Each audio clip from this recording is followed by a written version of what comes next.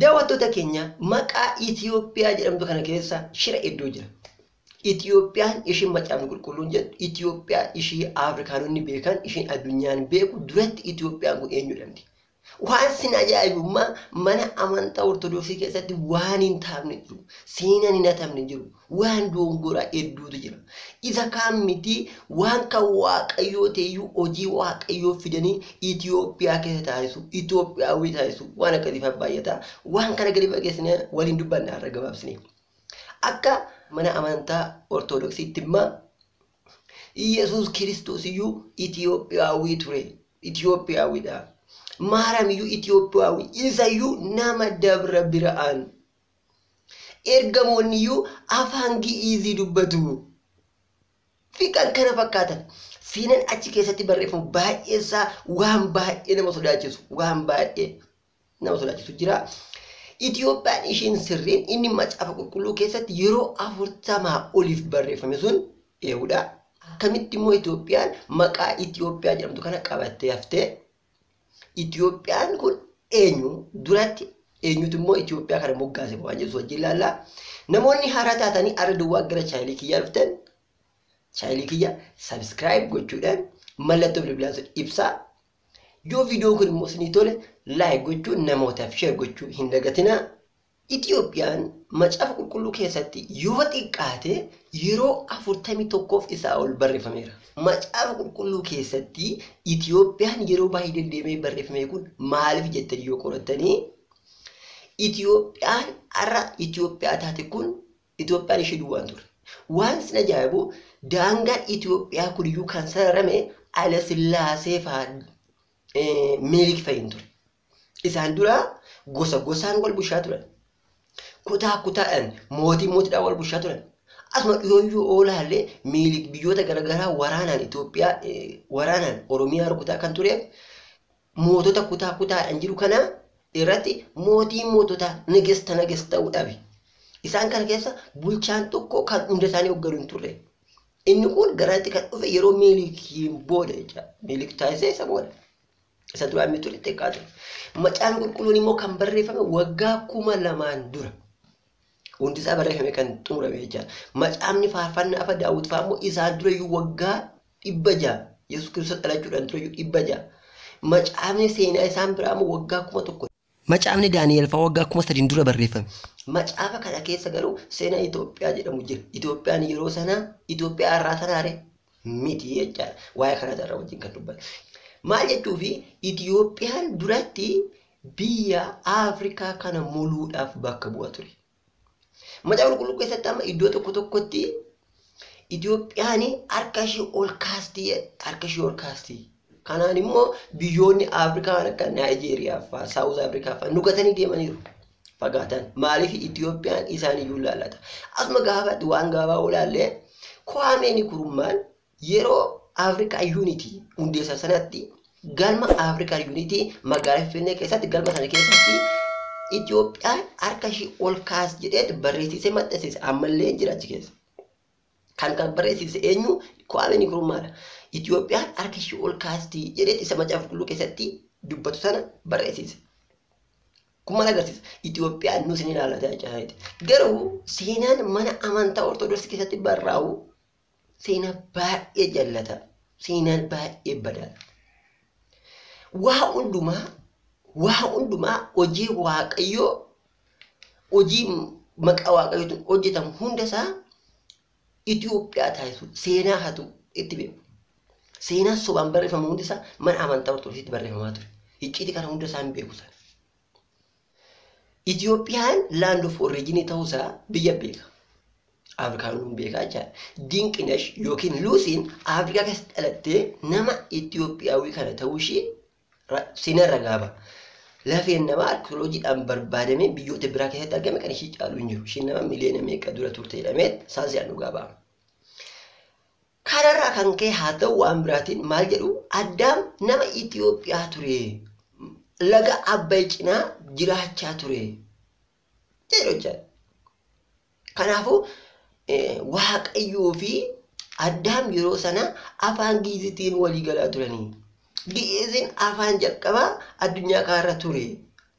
Isa yeroo gamoon biyya Baabiloon keessatti ijaarame addaan faffacee sana dura garuu isaan itti walii galan afaan kiisii ture. Dhume bakka.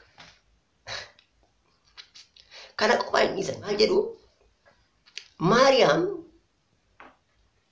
Itoophiyaawii keessattuu immoo nama Dabra Birhaan itti dhalatte. Maariyaam Dabra Birhaan itti dhalatte nama Dabra Birhaan turte. Maatii ishii sagadaaf gara Yerusaalem deemaniit ishiin immoo nama waggaa 7 fuudhee dhaqaniit achitti hafan.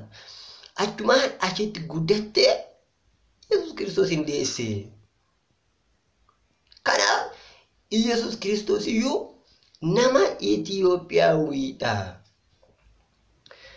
Akka warra Ortodoksii kun jedhanitti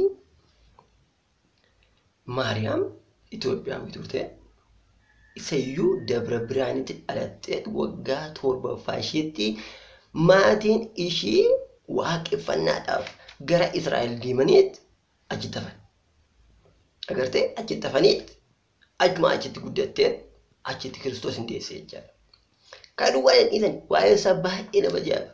Kiristoos immoo dhalatee achumarraan biyya iddootti dhalatee baqattee gara biyya Misiriitti yeroo dhufte biyya Misir dhaabateet Kiristoos biyya Misir dhaabateet gara Itoophiyaa tasgaragareet maatama. Basma Bool Manfas Qudduus Amlaak jedheet fannoo kaa'aa jechaadha. Maal goota ilma koo jetti Maariyaam maal goota jetti. Ilaa agartee asirraan biyya Itoophiyaa jedhamtu tokko jirti. Achi immoo mooksoota akkas akkasii jira jedhee dureessa. Maaliif qaama biyya Itoophiyaa kana Itoophiyaawii ta'uu isaatiin quuqamuu isaa agarsiisa jechaadha. Akka jira kanaatti. Yaani isaanii maal gochuudha? Kiristoosiin Itoophiyaawii taasisu. Egaa Yesuus Kiristoos Ijiptii yookiin Gibxii dhaabbatee mallattoo fannoo kaayee booda biyya akkasii jedhee eegatti agarsiise. Biyya Itoophiyaa jedhamtu kun asiin jirti jedhee eegatti agarsiise booda Maariyaam biyyuma Itoophiyaa kana laalu malee dhiisottee dhuftee mana amantaa Aksuum jiru gadaanii achi dhaqxee guyyaa 3 immoo torbee tokkoof waan akkasiif achi bubbultee gara Israa'elitti deebite. Isayyuu Tigraay Aksuum geesse maatii ishii fira ishii Yesuumni ishii wasiila ishii adaalonni ishii dhaabamni jechaadha. Dabra Birhaan immoo maatii ishee otoo hin dubbisiin deebite jechaadha. Agartanii otuma ta'eeyyuu jechaadha. Otuma ta'eeyyuu isa Macaan Qulqulluun jedhu isa Macaan Qulqulluun sanyii Daawit keessaan ilmi dhalataa jedhu sanaan wal faalleessaa jechaadha. Akka amantii Ortodoksii kanaatti akkamitti? Akkuma beekamu Maariyaam Itoophiyaawii nama Dabra Birhaan eega taate walumaa galatti Maariyaam sanyii Israa'el hin qabdu jechaadha. Kana jaammaa jechaadha. Itoophiyaan sanyii Israa'el waan hin turreef abaarsa jala turteetti. Isa kaan miti Israa'el irraan kan hafe biyyi kaan garba turan. Warra Waaqayyoon waaqeffannee turan jechaadha. Egaa akkas ta'e Maariyaam nama Israa'el hin taane irraa Kiristoos dhalate jechaadha. Kun immoo fudhatama hin qabu. Kanaafuu Kiristoos Israa'elaawii miti jechaadha. Akkamittiin immoo Macaan Qulqulluun nama Israa'el irraa dhalate jechuun isiin oolcha akkamittiin Israa'eliin kakuu akkasii akkamitti galeef. Egaa akkas ta'e akkamiin immoo warra Yihuudaatiin immoo amantii kana fudhadhuu Kiristoos fudhadhaa immoo akkamittiin amansiin. Inni kan biraa maal jedhu seenan. Yesuus Kiristoos gaafa innifamu sana fannoo gubbaa irratti jedhu achii booda ergamaan Uraa'el jedhamu dhufeet dhiiga isaa kana waraabe. Karaa isatti naqa gooftaa koo jedheeni. Akka gootu dhiiga kana addunyaa maratti yoo naqi garuu jalqaba duraa dhaqeetii biyya Itoophiyaa jedhamtu deemitii biyya Tigraay jedhamtu dhaqiitii iddoo kutaa Naagiraadii jedhamtutti dhaqiitii dhiiga kana naqe. Achi keessa immoo baatota yookiin immoo moloksoota gaggaariitu baha. Kanaaf jalqaba duraa achitti malee naqe. Agartanii seenaa asanii Itoophiyaawii taasisu. Kanaaf mana amantaa Ortodoksii keessatti seenaan akka seenatti barreeffamu baay'ee dogoggora. Kanatuun saba Amaaraa saba Oromoo akka isaan wal lolan amma ammaatti akka isaan wal jibban taasise kana. Rakkoo mana amantaa Ortodoksii Itoophiyaa keessatti bara dheeraaf taasifamaa ture. Amantii lallabaa biyya saamaa amantii lallabaa isaaniin nama waaqayyoof taasisanii warra kaan immoo garboota taasisu amantii lallabaa lafa saamuu uummata irraa buqqisuu ofii isaaniitii immoo abbaa lafaa of taasisu waan agarsiisu. Seenaan mootummootaa yeroo barreessan waan mootummaa jajjabeessu duwwaa waan waa'ee isaanii ol kakaasu duwwaa barreessu. Seenaa sabni biraa hojjete tokko immoo akka waan sabni isaanii hojjetee taatu. Isa kanatu mana amantaa Ortodoksii keessatti barreeffamaa ture. Ani har'a mana amantaa Ortodoksii Itoophiyaa tuffachuuf yookiin immoo arrabsuuf waan biraatiif miti. Manni amantaa mana amantaati. Amantiin amantiidha. Amantii isaa itti bu'aa hin jiru natti fakkaata. Ani garuu seenaan mana amantaa Ortodoksii keessatti qeesota warra amantaa duratti sun hin barreeffamaa ture sun rakkoo akkasii qaba jechuu barbaade. Walumaa galatti inni macaafni qulqulluun gara dhumaatti Itoophiyaan harka ishee ol bal'isti jedhee macaafa faarfannaa 68 keessatti barreeffame sun inni macaafa Iyyoob keessatti barreeffame, macaafa Ermiyaas raajicha Ermiyaas keessatti barreeffame, iddoo garaagaraa keessatti barreeffameera. Yoo xiqqaate iddoo 41 keessatti barreeffame sun Itoophiyaa keenya ishee har'aa ishii gaanfa Afrikaa gubbaarra sabniif sablammoonni Itoophiyaa 81 keessa jiraatan kana duwwaa miti. Kana hubachuu qabna. Kana jechuun Itoophiyaan achi keessa hin jirtu jechuu kiyya miti. Itoophiyaan Afrikaa kana turte. Isa ara warri keenya immoo Kuush turte malee Itoophiyaan turreeyanii macaafa qulqulluu afaan Oromoo kana immoo iddoo Itoophiyaa jedhamtutti Kuushtii jiran kana jecha. Iddoo baay'eetti amma Kuush jedhamee barreeffamaa jira. Kanas haa ta'u san duratti Itoophiyaa haa ta'u Kuush macaafa qulqulluun garuu Itoophiyaa haa ta'u Kuushii inni macaafa qulqulluu keessatti barreesse kuni biyya Afrikaa hundaa ilaallata. Akkamitti ilaallata? Biyya Itoophiyaa jedhamtu kana namni maqaa ishee moggaasee nama istirii qo'atu nama seenaa Heroodis jedhamu. Herodotas immoo nama biyya Giriikiti. Seenaa biyyoota kana qorachaa utuma deemu biyya Giriik irraa dhufee Afrikaa seene. Afrikaa seenee Afrikaa giddu galeessa ishee amma Afrikaa jedhamti kanaatti yeroo deemaa dhufu nama ta'anii lukaan deemu akkuma namaatti ejjetu hin dubbatu afaan qabu gosa wal bushuu garuu bifti isaanii gurraacha. Kana argee Herodotas biyyoota Afrikaa nu amma Afrikaa jennu kana maqaa moggaase. Isas immoo Itoophiis jedhee moggaase. Itoophiis jechuun immoo biyya aduun fuula isaanii qaama isaanii gurraachesse. Kanaaf jechi Itoophiyaa tuni Afrikaatti kan moggaafamte yeroo Herodotas siyaasa qo'achaa ture kitaabota garaagaraa barreessaa ture sun jechuudha. Kanaafuu Afrikaan hundiyyuu Itoophiyaa ture. Naajeeriyaan Itoophiyaa turte. Aljeeriyaan Itoophiyaa turte. Morookoo fa'aa Itoophiyaa turan. Ijiptii fa'aa Itoophiyaa turan. Sudaan fa'aa Itoophiyaa turan. Liibiyaa eenyuyyuu Itoophiyaa turan jechuudha.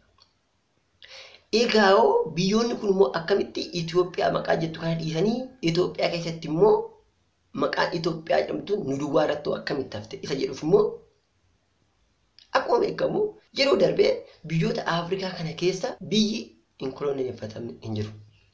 Malee Itoophiyaa malee biyyoonni Afrikaa kun hundi isaaniiyyuu koloneeffatamanii waggaa hedduuf amma as dhiyootu South Afrikaa fa'aa dhiyoo kana kan isheen bilisa baate.